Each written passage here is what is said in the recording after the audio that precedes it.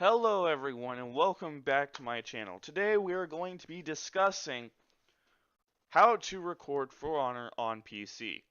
This seems to be a reoccurring question that some people, such as YouTubers in general, have been asking or been asked, and the answer applies to For Honor and almost any other game as well.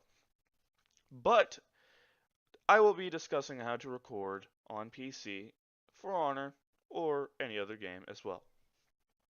So, there are two solutions, uh, and I'm going to be discussing the first solution because it is the most complex and also the most versatile, and that is OBS. I have the application on my second monitor. I'm just going to open it, and this is OBS.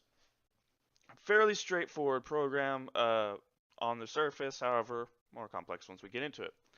You are given scenes, which are basically templates that you can make and choose from that can be on a per game basis. And you can also choose to just flat record a desktop or a browser that is built into OBS, though I don't know many situations where there are some situations where you might use that. OBS is mostly used for streaming, however, it can be a very powerful recording tool. However, there are some limitations to both of those situations, which I will be discussing shortly. First, we must get into the nitty-gritty, being the settings. So, I'm going to show output here in a moment, but first of all, you must set the sample rate. What are the devices that you use for recording? For instance, your game audio as well as your mic audio. I would leave these at default because they will most likely go to you. However, if you do have a little bit more complex audio setup, don't be afraid to play around with this, as well as push to talk and push to mute, as well as the delay between that, so you can instantly or wait half of a second before you are muted. Mostly for if you have a dual PC setup, but that's a different story. Base canvas, I would leave this at the resolution of your monitor, and output resolution. This is what will appear on the recording or file itself.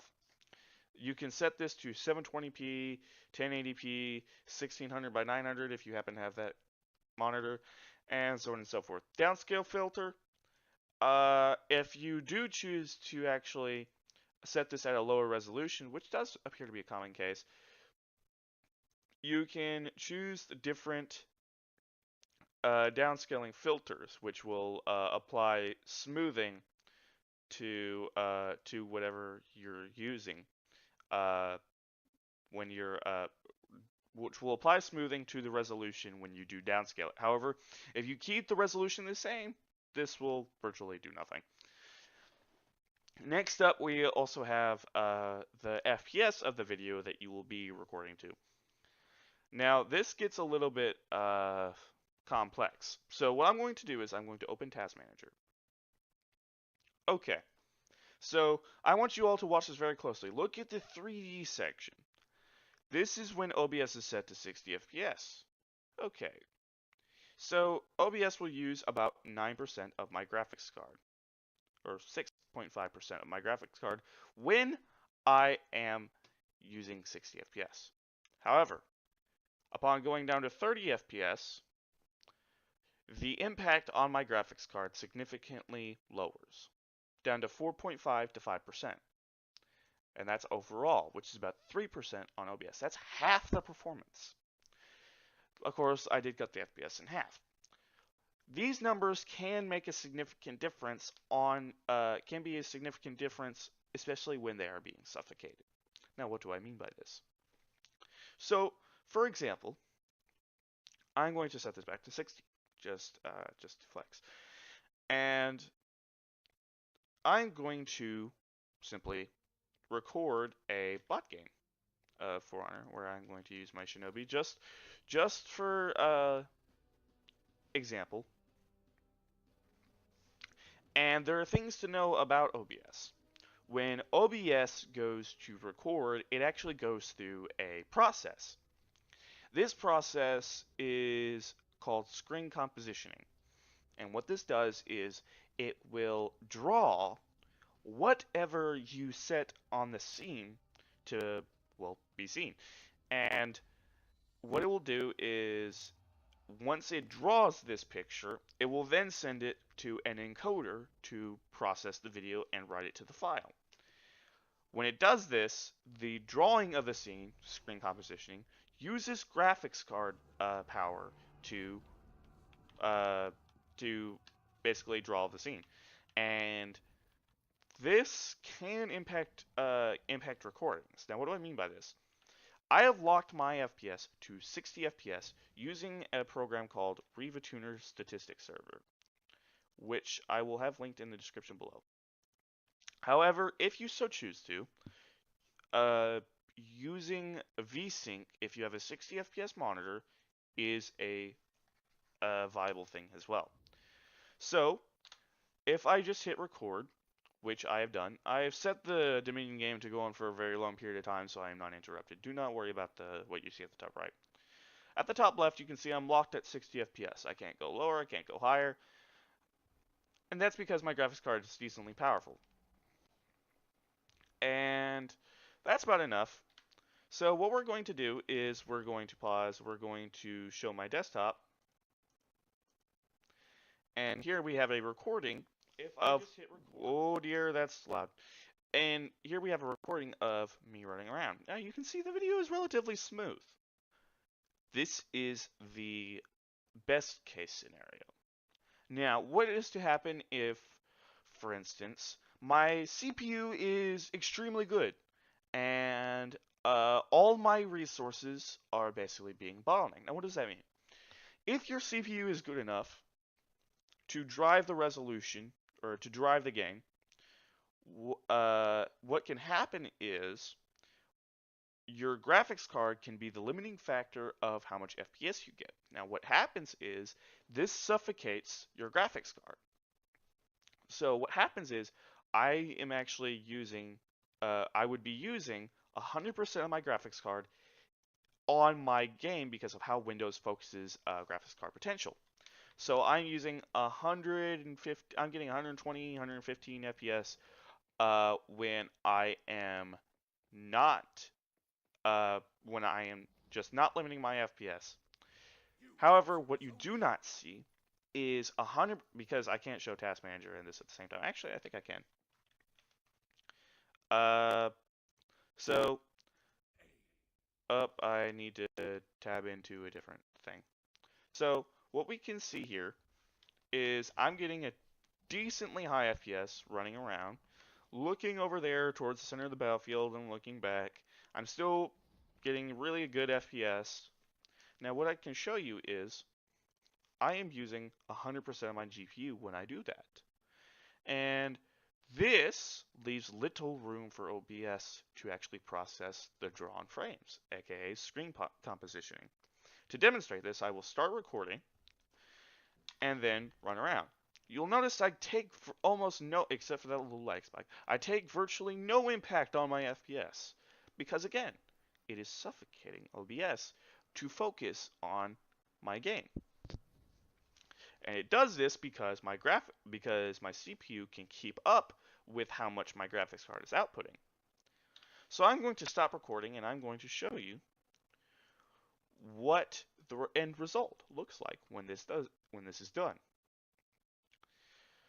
And this is what happens when you don't limit your FPS, when your graphics card is the limiting factor. As you can see, it's extremely choppy and not very good at all. You would never want this. And it's for that reason you don't. The best case, if you can help it, please limit your FPS in-game when you're using OBS. This is, of course, if you are getting well above 60.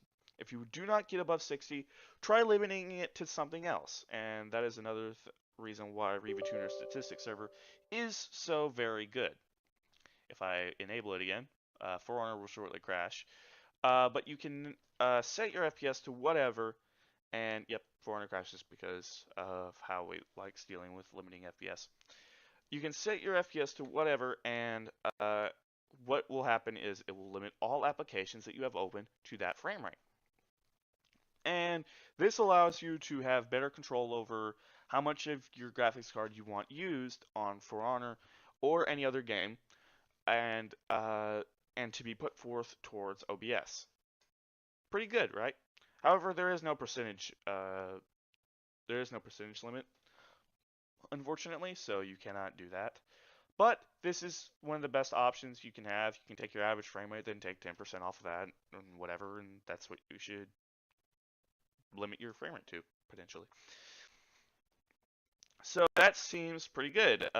Just limit your frame rate to to be significantly low enough to actually have OBS render the frames that it needs. Now, that is only half of the battle, because that's not a well-known solution. Next up, we go to what is encoding. So, encoding is when you process the file, or process what is being seen by the screen compositioning, and write it to a file. So there are two options. Well, it says three, but these two are the same. Using the hardware chip on your graphics card, or using X264, which is your CPU. Now, for NVIDIA users, this will just be NVE and C. But for AMD users like myself, this will be AMD Advanced Media Framework. I recommend using the H264 because H265 does not agree with many video editors, so take that as you will. But how does this work? Well, on many graphics cards, almost all modern ones that I know of, there is an H264 encoder chip. What this means is it will take anything as a video input and encode it and process it to a file.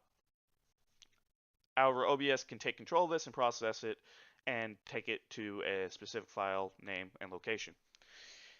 And what this does is it uses virtually none of your CPU to encode the overall game. So what you can do is, if you play your cards right, you can have almost all of OBS just working on your graphics card. However, it will not be as efficient as as the next solution, which I will be mentioning shortly. And then you also have X264, which can record higher quality videos, but uses your CPU. Now, what do I mean by that? Well, first off, we're going to get into quality presets. So, how this works is, well, the faster the quality, the less time it takes on processing each individual bit in the target bitrate. What this means is the faster the preset, the lower the quality. Okay, so having high quality would obviously give you the best preset. However, you can accidentally overload the encoder using this. And when you do that, your recording comes out worse than the example I did give you when I didn't limit my frame rate. And this also applies to NVIDIA if you are not careful and set the target bitrate too high. Now, X264 on the other hand, it also gives way more options.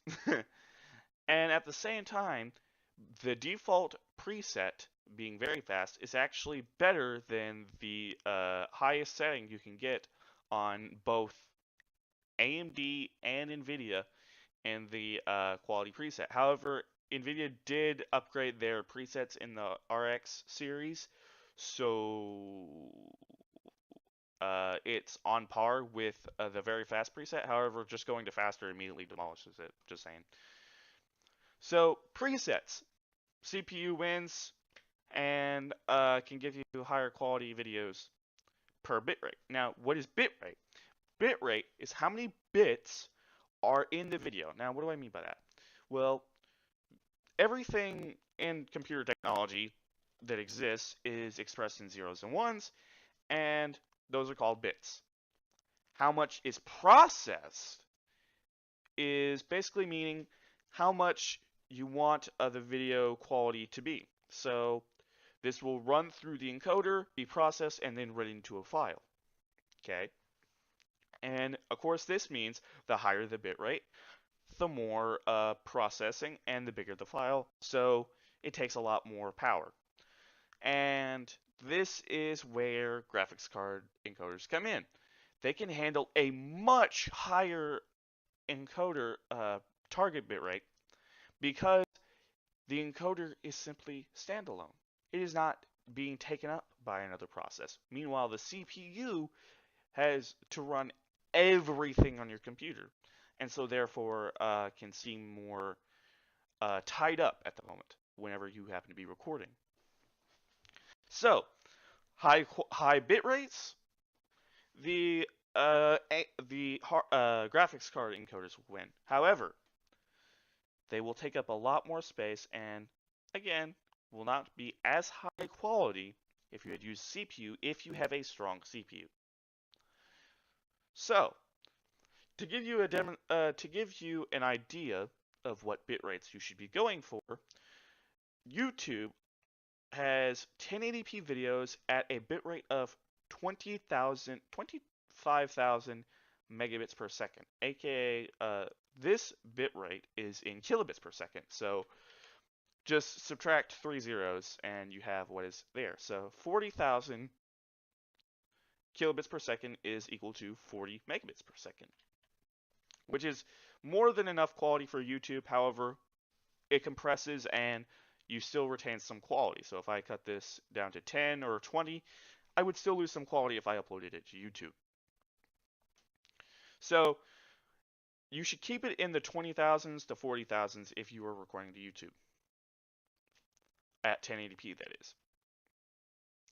So that about covers it for OBS.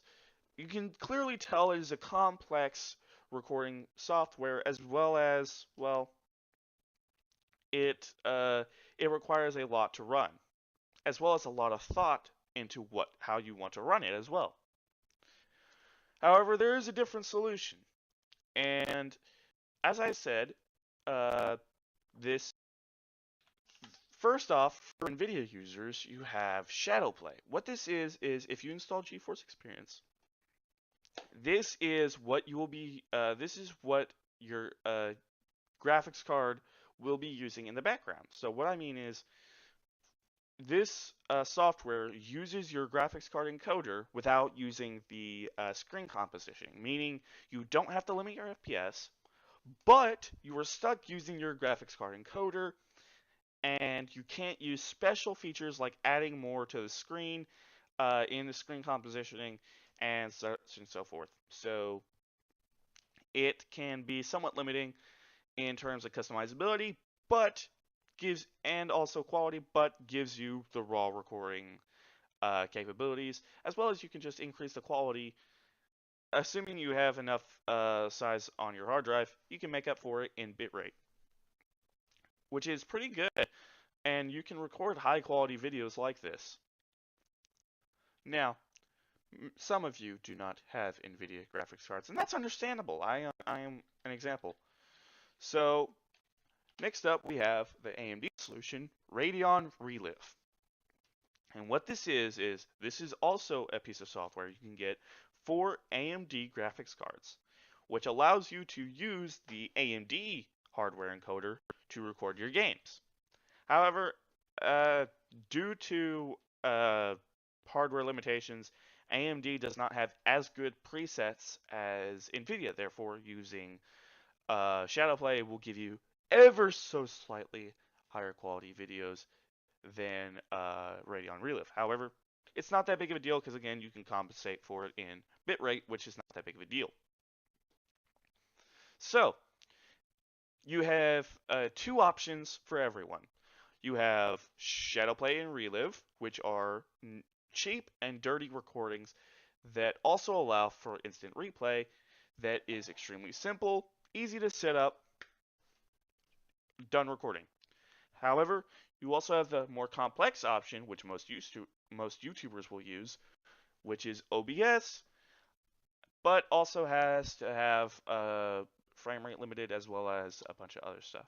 So yeah, I give you these options as recordings. I hope you all have found this extremely useful, and if you have, please make sure to hit that like button down below.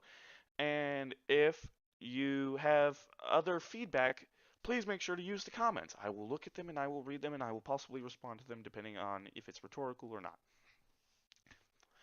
And I also, as a final note, please check out my sponsor in the description below, AOU. I do not know how to pronounce it.